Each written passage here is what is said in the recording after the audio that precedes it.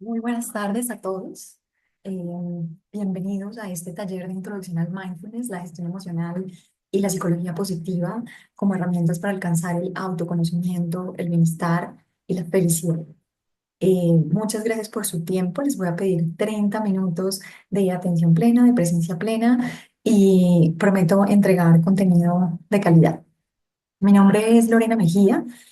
Soy gestora de proyectos y espacios de bienestar que fomentan el bienestar en conexión con la cultura y la sostenibilidad.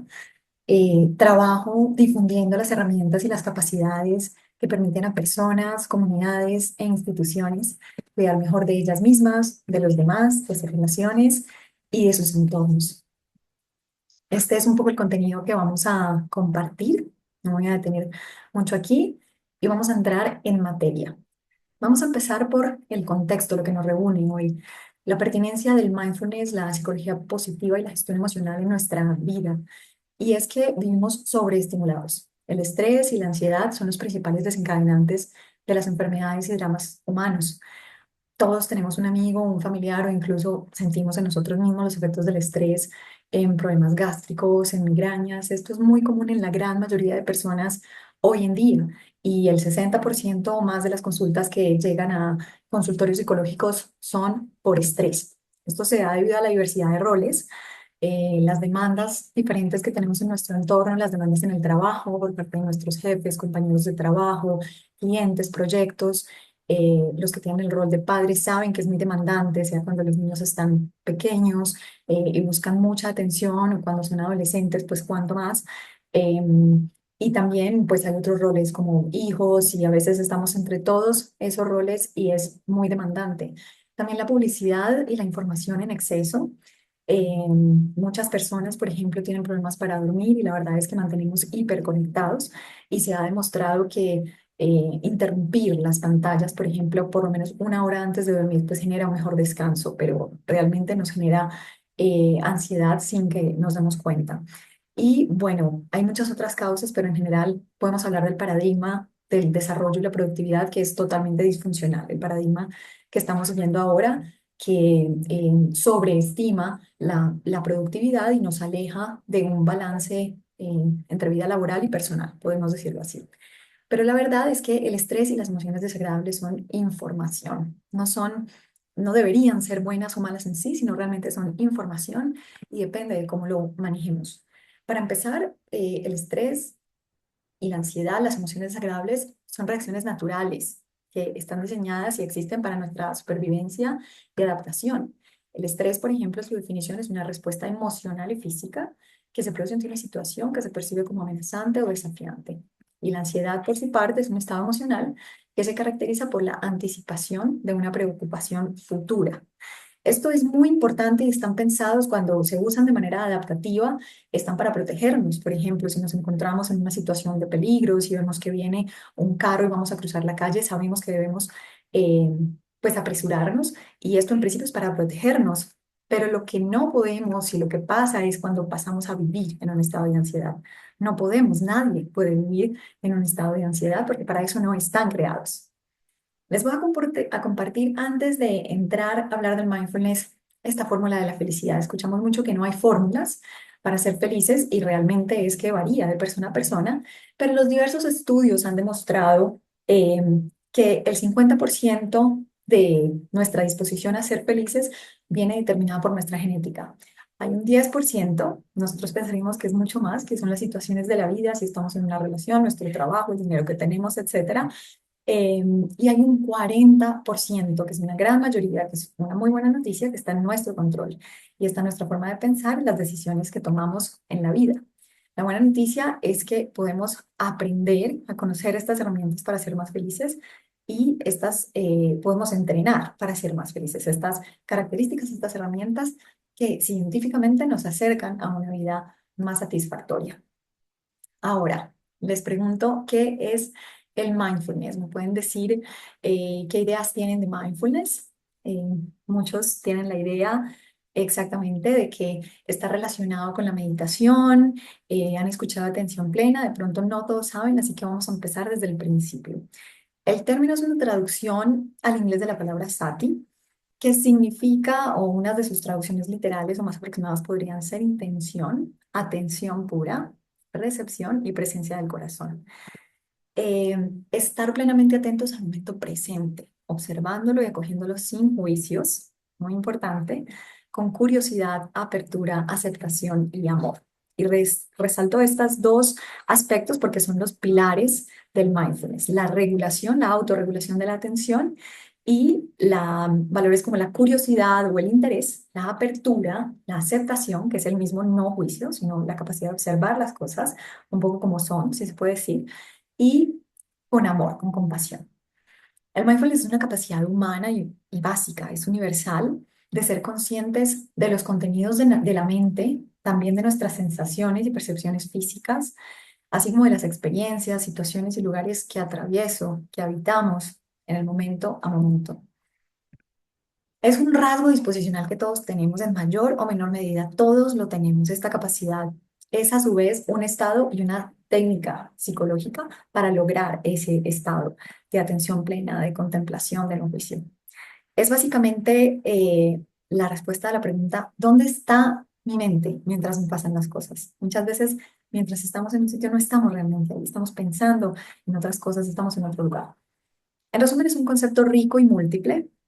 Podríamos decir que es un estilo de vida que abarca a la vez una práctica formal de meditación y también una manera de percibir y relacionarse con el mundo, la vida, que no es otra cosa que las cosas que nos pasan y nosotros mismos.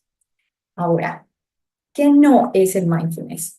El mindfulness no es lograr una mente en blanco, porque eso no es posible, no está en nuestra naturaleza, esa no es la naturaleza de la mente, sino más bien desarrollar la capacidad de prestar atención a las experiencias, situaciones y lugares, como lo acabamos de decir. No es relajación. Algunas técnicas de mindfulness o de meditación nos pueden llevar a la relajación como una consecuencia, sin embargo, no es la intención central. No es resignación. La aceptación, que es un pilar del mindfulness, no es lo mismo de la resignación.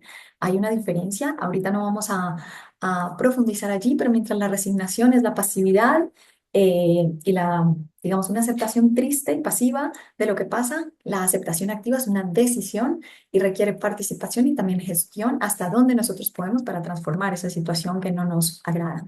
Y tampoco es religión.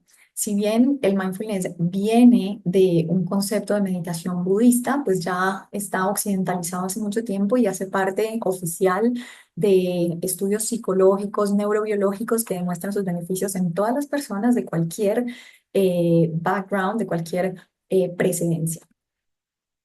¿Cuál es la diferencia entre estar mindful y mindful? Realmente entre tener una mente llena, podríamos decir, y estar plenamente atentos. Esta imagen lo resume muy bien. A veces estamos en una actividad y estamos pensando en las cosas que tenemos que hacer, las facturas que tenemos que pagar, la presentación que tenemos que hacer en la oficina, y no estamos simplemente, por ejemplo, cuando pasamos al perro, pues allí presentes, eh, disfrutando y saboreando ese momento, saboreando, que es una palabra muy importante, muy mindful, los árboles, el lugar, la humedad del ambiente o la luz del sol en mi cara o el viento leve que hay. No estamos en eso, realmente estamos pensando en otras cosas. Esta es una imagen muy ilustrativa para hablar de ello. Ahora, ¿cómo nos transforma el mindfulness? Bueno, pues pasamos del piloto automático a vivir de una manera consciente y deliberada. Pasamos a tener una conciencia del intervalo, que ya vamos a hablar más de eso, que nos da sensación de control, gestión y regulación. ¿Qué es el intervalo? Entre cada estímulo que está afuera, que es una persona que inicia una conversación, que nos dice algo, un carro que pasa, una escena que presenciamos, todo lo que está fuera de nosotros es un estímulo permanente que entra a través de nuestros sentidos, etcétera. Entre un estímulo cualquiera y una respuesta o nuestra reacción a ese estímulo, hay un intervalo. El mindfulness nos permite pasar de reaccionar a responder, a elaborar una conciencia, una respuesta, perdón, consciente y deliberada a ese estímulo y nos hace conscientes de esa libertad. Entre el estímulo y la respuesta hay un espacio. En ese espacio está el poder elegir nuestra respuesta y en nuestra respuesta se encuentra nuestro crecimiento y nuestra libertad. Una frase muy acertada para describirlo de Viktor Frankl. Quiero compartirles rápidamente la metáfora de las dos flechas de Buda, donde la primera flecha es el dolor, que es inevitable. Como seres humanos vamos a tener situaciones o contextos a veces de enfermedad, alguna tragedia, un accidente, catástrofes naturales, cosas que no podemos evitar y se salen de nuestras manos. Pero el sufrimiento realmente es una elección. En la medida en que sufrimos, hay una medida mínima que es inevitable, pero hay una que también es una elección y depende de nuestra interpretación, ¿sí? Depende en gran parte de nuestras creencias. Aquí, en la manera en la que construimos nuestra experiencia, creencias es una palabra muy importante, cómo interpretamos las cosas y cómo nuestras conductas y decisiones permanentes le dan forma a esa realidad que estamos eh, permanentemente transformando y deformando. Como dice esta frase, el mindfulness nos permite llegar a captar la realidad por una parte y la forma en que nuestra mente la deforma por otra, que es muy interesante. Muy bien, ahora hablemos de los regalos del mindfulness. O seguimos hablando de cómo nos transforma el mindfulness. Y lo pongo así porque realmente es un regalo poder pasar de relacionarnos con la experiencia a través del pensamiento, a través de las interpretaciones, a través de esas deformaciones de las que acabamos de hablar o de esas prevenciones también muchas veces racionales, a sentir directamente. Cuando le quitamos todos los filtros a la realidad y simplemente sentimos qué es lo que estamos realmente viendo, más que interpretando, oliendo o escuchando, más allá de la interpretación, literalmente qué es lo que escucho, qué es lo que me llega. Pasar de hurgar en el pasado y en el futuro a estar plenamente en el momento presente. Hurgar en el pasado nos puede llevar a veces un poco a la culpa o a rumiar ese dolor, esas situaciones desagradables que nos pasaron. Y hurgar en el futuro nos puede llevar muchas veces a estar ansiosos. Por eso la culpa y la ansiedad son dos caras de la misma moneda. Eso es algo que quiero que se lleven. Pasar de considerar que los pensamientos y emociones son hechos a considerarlos como lo que son, procesos mentales o fenómenos mentales pasajeros y que pueden no definir nuestra realidad y a nosotros mismos. Esto se llama desidentificación y es como desarrollar la capacidad de no fusionarnos con los pensamientos que tenemos. A veces tenemos pensamientos de no puedo o no soy suficiente o no soy capaz. Es importante reconocer que eso es solo un pensamiento, realmente eso no es necesariamente nuestra identidad y son historias que nos contamos que no son necesariamente la verdad, ¿sí? Es muy importante cómo el mindfulness logra liberarnos de ese yugo que a veces los pensamientos y las emociones pueden tener sobre nosotros y pasar de tratarnos a nosotros mismos y a los demás duramente, a veces somos nuestros jueces más duros, a cuidarnos con afecto y con compasión. Estas son cinco claves o cinco regalos que quiero que se lleven de este taller que nos da el mindfulness, como por ejemplo descubrir que muchas veces el estrés o las situaciones desagradables que sufrimos y pasamos no son algo real, sino muchas cosas son una interpretación y una elección que hacemos al vivir las cosas. Bueno, hay dos tipos de prácticas en el mindfulness, formales e informales. Las prácticas formales puede ser una respiración de 3 minutos. 3 minutos ya es una práctica formal, ya es algo que a veces en la oficina, en medio de nuestros diversos entornos, en la casa, nos ayuda muchísimo a recentrarnos y a reconectarnos. Una práctica formal puede ser de respiración, puede ser de meditación, ya como muchos de ustedes conocen, y hay prácticas informales. Aquí aparece una persona comiendo, realmente disfrutando lo que está comiendo, porque una de ellas es el savoring, que es el saboreo de cualquier momento, cualquier actividad que estamos haciendo, cuando entramos en flow, que es otro concepto muy interesante. Eh, y bueno, es básicamente prestar eso, atención con todos nuestros sentidos a ese momento y a esa actividad que estamos pasando. Eso también es mindfulness. Ahora, vamos a hacer una pequeña práctica porque es muy importante, no podemos hablar de mindfulness sin llevarlo a la práctica, sin experimentarlo.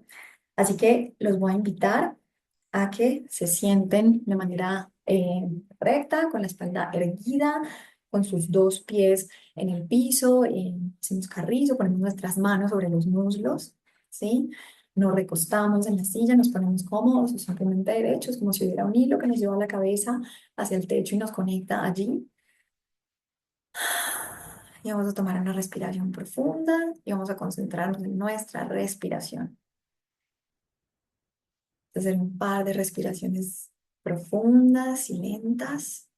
Podemos exhalar una vez por la boca para relajar, para entrar en disposición. y luego normalizamos la respiración y los invito a escanear nuestro cuerpo. Vamos a empezar por los pies, llevamos allí nuestra atención, nuestros dedos, están cálidos, están fríos, cómo es ese contacto de las plantas de los pies con el calzado de los zapatos que tenemos o con el piso directamente. Vamos a sernos conscientes de eso, mover los deditos muy ligeramente y llevar nuestra atención allí. Lo vamos subiendo, los tobillos, por las pantorrillas, nuestras rodillas, recordando respirar, mantener toda nuestra atención en la respiración y seguimos subiendo por nuestros muslos, nuestra cadera, nuestro abdomen bajo, y vamos a tratar de ser conscientes si hay alguna tensión, hay algún dolor en alguna parte de mi cuerpo. Si es así, voy a observarlo y voy a llevar allí el oxígeno, la respiración de manera consciente. Voy a inhalar y a llevar ese oxígeno a ese lugar, visualizar que llega y que al exhalar libero esa tensión.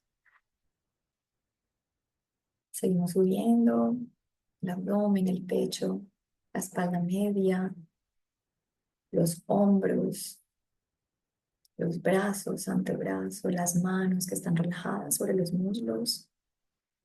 Y vamos a identificar cuáles son los pensamientos y emociones que vienen en este momento. Tal vez no tengo tiempo para esto, cuánto más va a tardar. Pero simplemente vamos a observar esos pensamientos sin juzgarlos. Están ahí. Y como si estuviéramos al lado de una corriente de agua, vamos a ver esa corriente de agua que pasa, esa quebradita, como le decimos en algunos lugares, y de las hojas que van cayendo alrededor de los árboles. Tomamos una de esas hojas del suelo y ponemos ese pensamiento allí. Tal vez es una situación externa más grande que nos incomoda, que nos ocupa en estos días. La vamos a poner allí sobre una de esas hojas y lo vamos a poner sobre el agua y a ver cómo la corriente se la lleva. Vamos a hacer eso con dos o tres pensamientos o emociones más. Y seguimos inhalando. Vamos a relajar nuestra mandíbula. Los invito a que con la boca cerrada relajen la mandíbula y dejen que se abra ligeramente. Y vamos a llevar nuestra atención a nuestros ojos que están cerrados y a la luz que pasa a través de nuestros párpados, como es, a ese pequeño movimiento involuntario de los ojos, a liberar las tensiones de nuestra frente, nuestra cabeza. Les invito a estar plenamente presentes en este momento, en este espacio. Y para ir regresando, los invito a mover nuestra cabeza, a hacer pequeños circulitos en nuestra cabeza, dos o tres circulitos con los hombros, arriba, atrás, abajo, adelante. Y con una exhalación profunda terminamos esta práctica muy corta, que a veces está demostrado científicamente que nos puede realmente dar ese piso, ese suelo, esa estabilidad que necesitamos para responder mejor ante un examen, ante una reunión que se viene o simplemente ante una situación cotidiana y poder estar más abiertos a disfrutar mejor el momento. Así que vamos a hablar de los beneficios demostrados del mindfulness en las personas. Está demostrado que el mindfulness reduce el dolor crónico y ayuda en su manejo, ayuda en la reducción de la dependencia de medicinas y fármacos. Estamos hablando de la superación y manejo de adicciones, pero también de que hay estudios donde las personas con el mindfulness, sean situaciones de depresión, de ansiedad, de trastornos diagnosticados, han podido reducir sus medicamentos hasta un 32% con la ayuda del mindfulness y han mejorado muchísimo. Tratamiento y prevención de recaídas de ansiedad, pánico, fobias, trastornos alimentarios, mejora en el insomnio, mejora de la calidad del sueño, del descanso, reducción del estrés, por supuesto, y los niveles de cortisol en sangre, porque todo esto está pues estudiado muy bien desde la biología, neurobiología y el campo que aplique. Incremento de la resiliencia, nos hace más resilientes ante las situaciones negativas o desagradables que nos sobrevienen. Incremento de la satisfacción con la vida, manejo de emociones negativas y en suma, pues mejor salud física y mental. Ahora vamos a hablar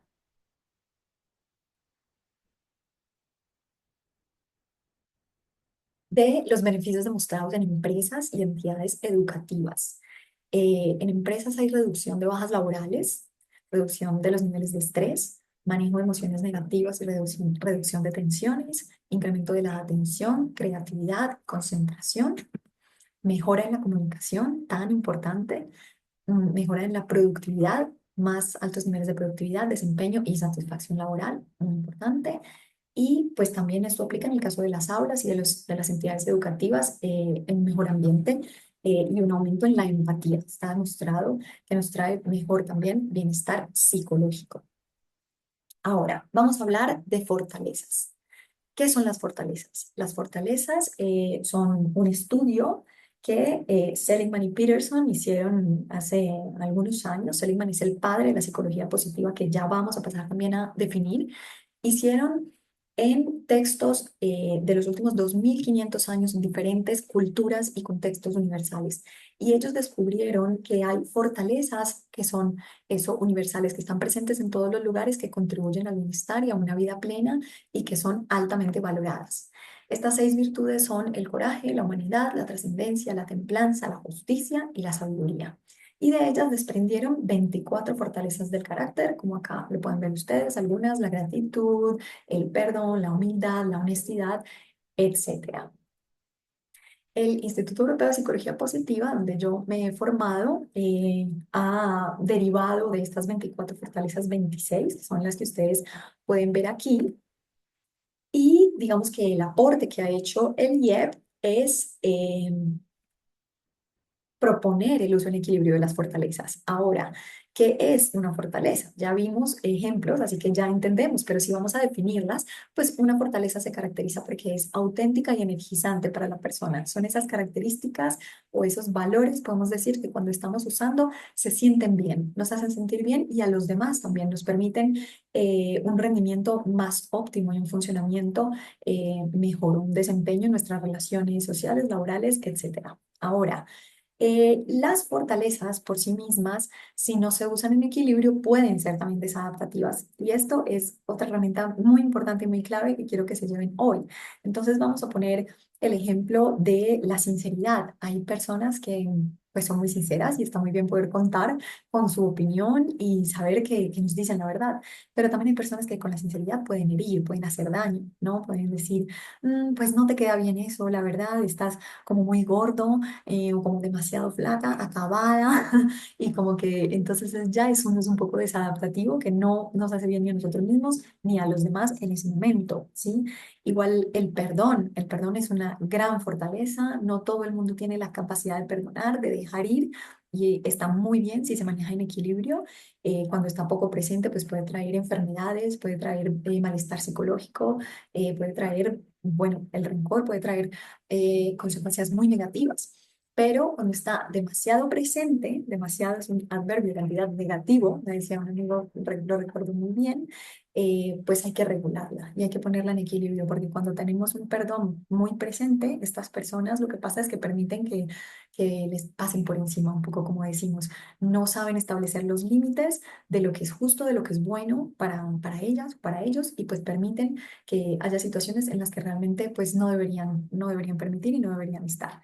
Este link que les pongo aquí, el Via Character, es un link donde pueden tener un test de fortalezas gratuito y donde pueden ver también cuáles son sus 3, 4 fortalezas más importantes, las signature strengths que llaman, que es las que realmente definen más su personalidad y, y les van a permitir ejecutar mejor todas las actividades que tienen por ejecutar. Ahora, decíamos que las fortalezas son un pilar de la psicología positiva, uno de los pilares. ¿Pero qué es la psicología positiva?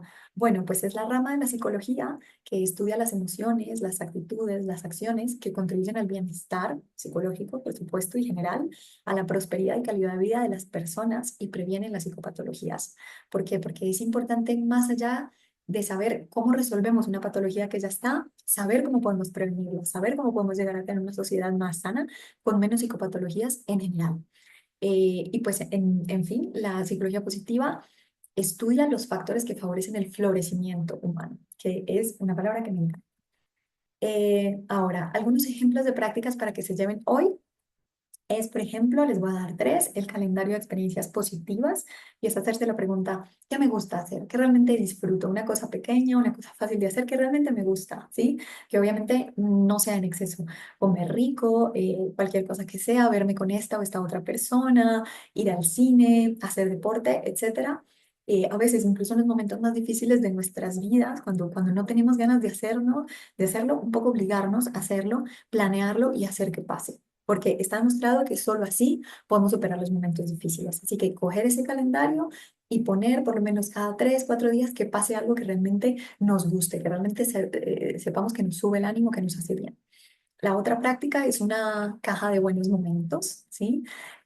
Una caja, una botellita, bueno, como ustedes prefieran, este recipiente donde pueden poner recordatorios de esos buenos momentos. Recordatorios como tótems que nos lleven de vuelta a ese momento que vivimos. Puede ser un tiquete aéreo, una boleta del cine o del circo o de un espectáculo, del teatro, o una servilleta en la que en una cena con nuestra pareja, pues hicimos una nota romántica, nos la hicieron a nosotros o armamos una florecita con esa servilleta y la guardamos allí y vamos viendo que se va llenando de cosas maravillosas que nos pasan y realmente pues podemos tenerlas más presentes. Y finalmente está el libro de la vida, esta es una que me gusta mucho, yo personalmente lo implemento, es una agenda o una libreta cualquiera donde ustedes van a escribir, no tiene que ser muy largo, una, dos, tres frases, esos días que tuvieron como un highlight, como un momento que recordar, ¿sí? Un momento bonito con sus hijos, con sus sobrinos, una reunión del trabajo donde los felicitaron y se sintieron bien,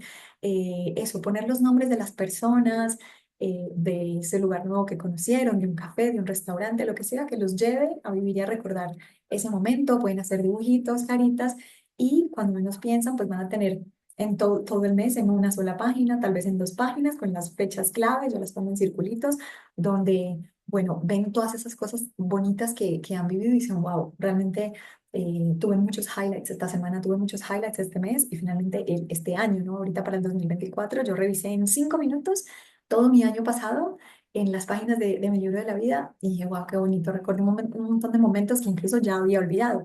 Y bueno, de esto se trata, porque en nuestra naturaleza tendemos a recordar y darle mucho más poder y fuerza a las cosas desagradables que nos pasan que a las cosas agradables. Es una función adaptativa por nuestra biología y evolución, pero podemos cambiarlo con decisión.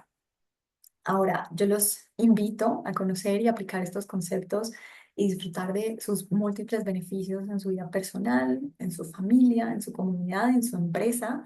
Son beneficios que muchos de ellos simplemente requieren conciencia, leer un poquito, informarse, escribir, realmente hacerse consciente. Por eso eso es lo más bonito del mindfulness, que es estar plenamente consciente, saber cuestionar hasta qué punto nuestra interpretación o filtros que tenemos en nuestra mente, nuestras creencias nos impiden vivir la vida de una mejor manera.